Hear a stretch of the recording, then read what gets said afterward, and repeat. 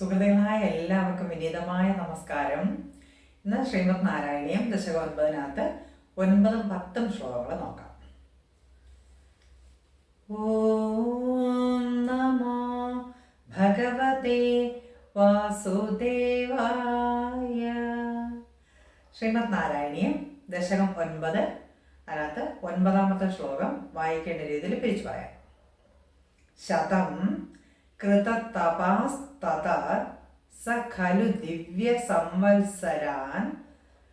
അവിടെ സംവത്സര എന്ന് പറഞ്ഞിട്ട് ഹൈഫൺ ആണെങ്കിൽ ഇപ്പുറത്തെ നവാപ്യ എന്നാണ്. അവിടെ ഒന്ന് പിരിച്ചു പറയുമ്പോൾ സംവത്സരാൻ, പിന്നെ അവാപ്യ, പിന്നെ നവാപ്യ അല്ലെ അവാപ്യ. അവാപ്യ ച തപോബലം മതിബലം ച പൂർവാധികം ഉദീക്ഷ്യ കില കമ്പിതം പയസി പങ്കജം വായുന ഭവത് ബലവിജൃംഭിത പവനപാഥസി പീതവാൻ. ശതം കൃത തപാസ്തത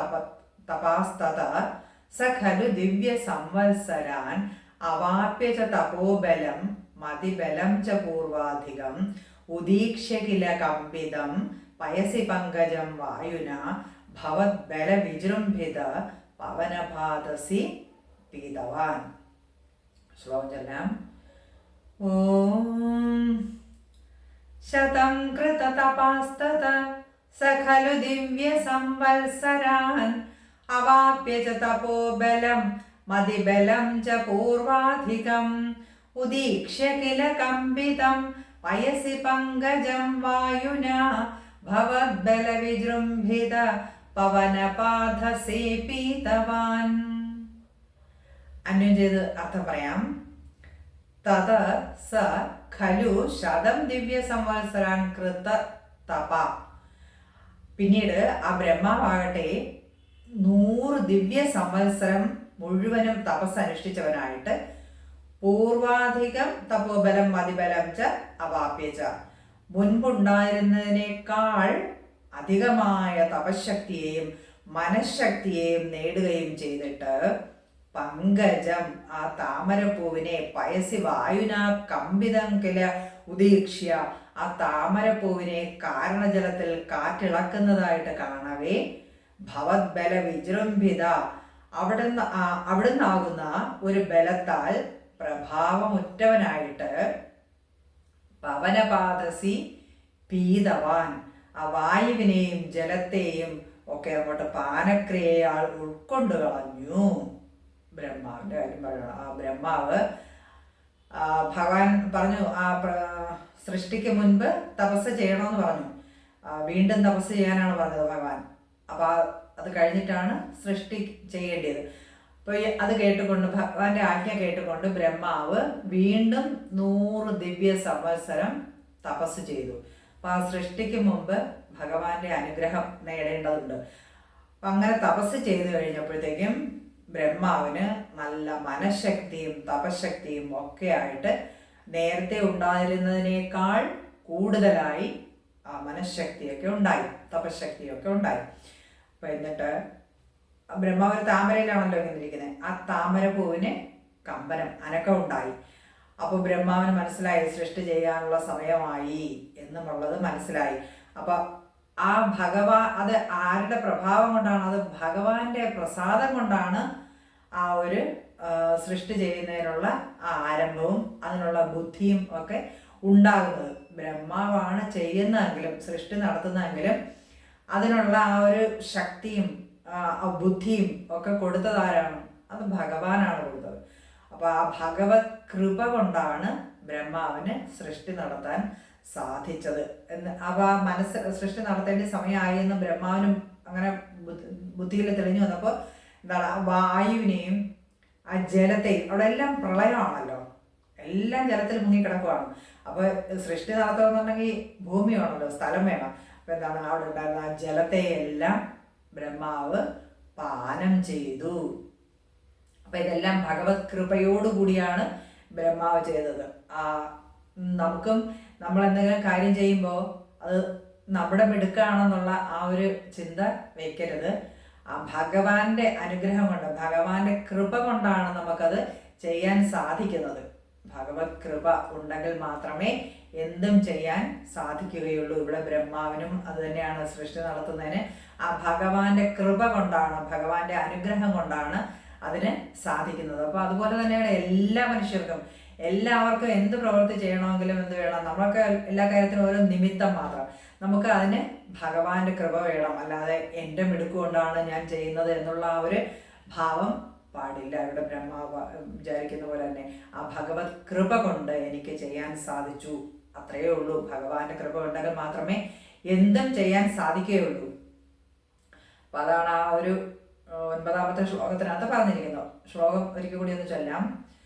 ശതം കൃതതപാസ്തത സഖലു ദിവ്യ സംവത്സരാൻ അവാപ്യ ച തപോബലം മതിബലം ച പൂർവാധികം ഉദീക്ഷ്യ കില കമ്പിതം വയസി പങ്കജം വായുനാ ഭവദ്ബല വിജൃംഭിത പവനപാഥസി പീതവാൻ.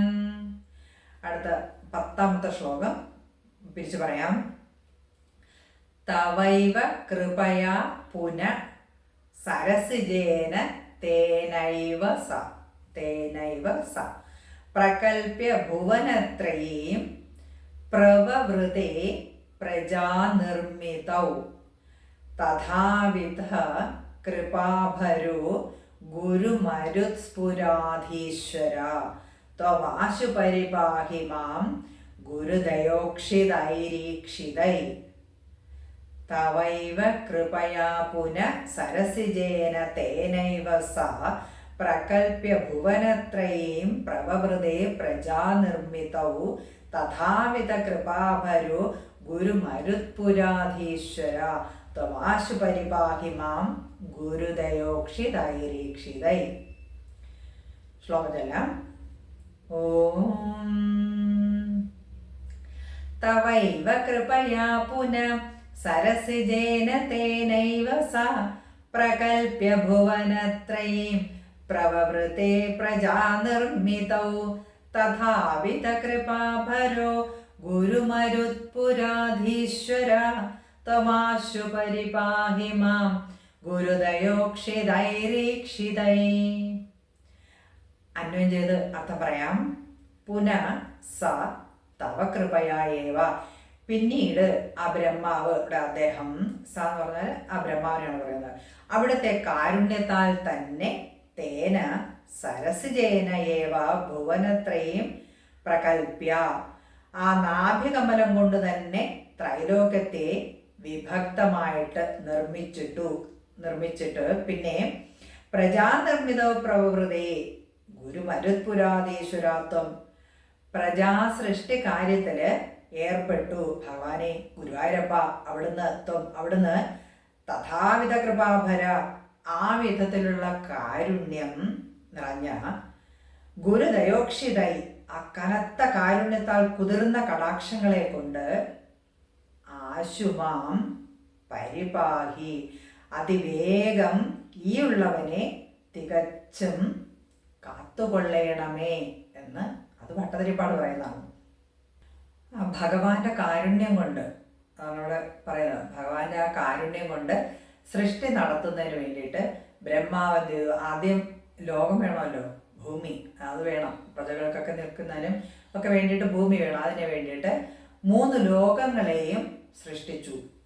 3 ലോകം എന്ന് പറയുന്നത് സ്വർഗം, പാതാളം, അല്ല ഭൂമി, പാതാളം. അപ്പോൾ ഈ 3 എന്നേ പറയത്തുള്ളൂ. ഏറ്റവും മേളിലുള്ളത്, മധ്യത്തുള്ളത്, താഴെയുള്ളത്, താഴെ പാതാളം, മധ്യത്ത് അങ്ങനെ ഭൂമി, മേളിൽ ആകാശം, സ്വർഗം. അപ്പോൾ ആ 3 പറയത്തുള്ളൂ. ഈ 14 ലോകങ്ങളാണ് നിർമ്മിക്കുന്നത്, പക്ഷെ 3 പറയും. അപ്പോൾ ആ 3 ലോകത്തെയും സൃഷ്ടിച്ച് ആ സൃഷ്ടിക്ക് വേണ്ടുന്ന കാര്യങ്ങളൊക്കെ ആ ബ്രഹ്മാവ് ചെയ്യുവാനായിട്ട് തുടങ്ങി. അപ്പോൾ അതെന്തുകൊണ്ടാണ്? അതങ്ങനെ ഭഗവത് കാരുണ്യം കൊണ്ടാണ് അതിന് സാധിച്ചത്. അപ്പം അങ്ങനെ ആ ഭഗവാന്റെ കാരുണ്യം ആ ബ്രഹ്മാവിനോട് തോന്നി. അങ്ങനെയുള്ള ഭഗവാനെ ഗുരുവായൂരപ്പ എന്നെയും കാത്തുകൊള്ളണമേ എന്ന് ഭട്ടതിരിപ്പാട് പറയുകയാണ്. കാരണം ഭട്ടതിരിപ്പാട് അവിടെ വാതരോഗമൊക്കെ പിടിപെട്ട് തീരെ സുഖമില്ലാത്ത അവസ്ഥയിലാണ് അവിടെ ഇരിക്കുന്നത്. അപ്പോൾ ഭഗവാനെ എന്നെയും കാത്തുകൊള്ളണമേ, എന്നെയും രക്ഷിക്കണമേ, ആ ബ്രഹ്മാവിനോട് കരുണ തോന്നിയ ഭഗവാനെ ഗുരുവായൂരപ്പ എന്നാണ്, എന്നെയും കാത്തുകൊള്ളണമേ എന്നാണ് ഭട്ടതിരിപ്പാടിൻ്റെ അപേക്ഷ. അപ്പോൾ ആ ഒരു അപേക്ഷയോടുകൂടിയാണ് ആ 9ാമത്തെ ദശകം ഭട്ടതിരിപ്പാട് അവിടെ പൂർത്തിയാക്കുന്നത്. അപ്പോൾ എന്ത് വേണം? ഭഗവാന്റെ ആർക്കായാലും എന്ത് കാര്യം ചെയ്യുന്നതിനും ഭഗവത് കാരുണ്യം വേണം. ഭഗവാന്റെ കാരുണ്യം ഉണ്ടെങ്കിൽ മാത്രമേ ഒരു പ്രവൃത്തി ചെയ്യാൻ സാധിക്കുകയുള്ളൂ. ഇവിടെ ബ്രഹ്മാവിനും സൃഷ്ടി നടത്തുന്നതിന് വേണ്ടിയിട്ട് ആ ഭഗവാന്റെ കാരുണ്യം തന്നെയാണ് പ്രധാനം. ആ കാരുണ്യത്തോടു കൂടിയാണ് ആ സൃഷ്ടി ചെയ്യാൻ ആരംഭിക്കുന്നത്. അപ്പം അതാണ് ആ 10ാമത്തെ ശ്ലോകത്തിൽ പറഞ്ഞിരിക്കുന്നത്. ശ്ലോകം ഒരിക്കൽ കൂടി ഒന്ന് ചൊല്ലാം.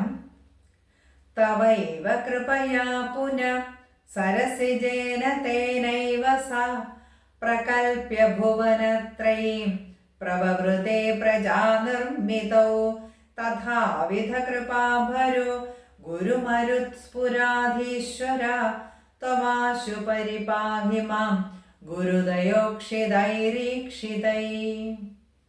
ഇന്നത്തെ 2 ശ്ലോകങ്ങളും ഒരിക്കൽ കൂടി ഒന്ന് ചൊല്ലാം. 9ഉം 10ഉം ശ്ലോകങ്ങൾ.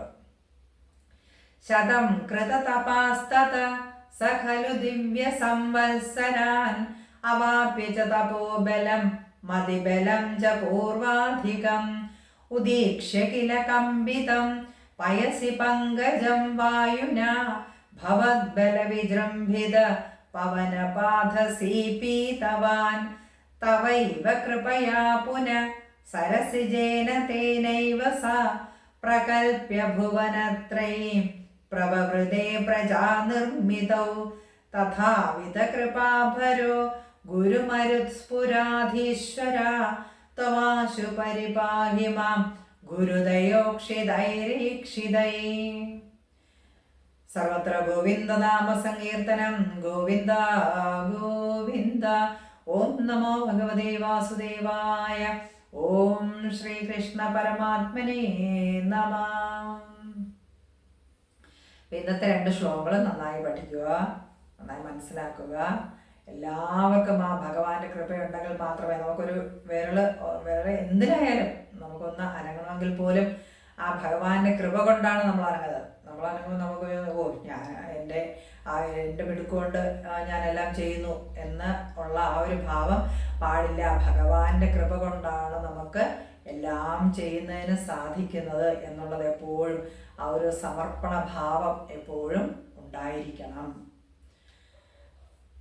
അപ്പോൾ ഇന്ന് ശാന്തി മന്ത്രം ഏറ്റു ചൊല്ലാൻ ശ്രമിക്കുക. ഓം അസതോ മാ സദ്ഗമയ തമസോ മാ ജ്യോതിർഗമയ മൃത്യോർമാ അമൃതം ഗമയ. ഓം ശാന്തി ശാന്തി ശാന്തി. അടുത്ത വീഡിയോയിൽ അടുത്ത ദശകവുമായി കാണാം. എല്ലാവർക്കും നമസ്തേ.